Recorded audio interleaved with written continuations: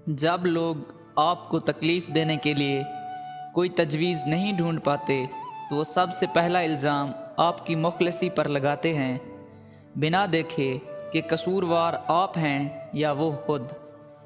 हम मोहब्बत करने वाले भी बड़े अजीब होते हैं। एक बंदा हमने चुन रखा होता है जिसके बगैर जी नहीं सकते और उसके बगैर जिए भी जाते हैं।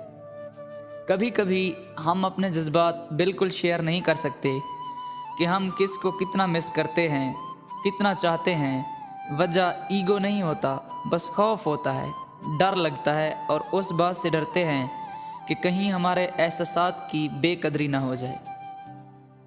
ज़िंदगी के हर खला को पुर करने की कोशिश नहीं करनी चाहिए, कुछ खला रहने देना चाहिए।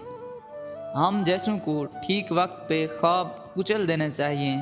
ख्वाब जितनी देर में टूटे तकलीफ़ उतनी ही ज़्यादा होती है। सबसे ज़्यादा अज़ियत तब महसूस होती है जब आपकी मोहब्बत का नाम खेल या ड्रामा रखा जाए, कोई उसे मोहब्बत माने ही ना, आपके सच्चे जज्बों की कदर ही ना की जाए। तब दिल चाहता है काश खुद को नोच लेते या मार डालते, मगर मोहब्बत ना करते।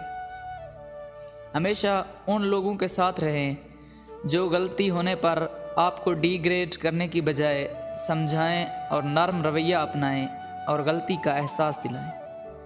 आपस के बिगड़े मामलात खुद ही हल कर लिए जाने से तो थोड़ी ही देर में हल हो सकते हैं, ताहम उसमें जितने किरदार जमा होंगे तमाशा उतना ही फैलेगा। कभी कभी इंसान को खुद समझ नहीं आता कि आखिर वो खुद से क्या चाहता है, किस कदर तकलीफ़ दा होता है ये उलझन।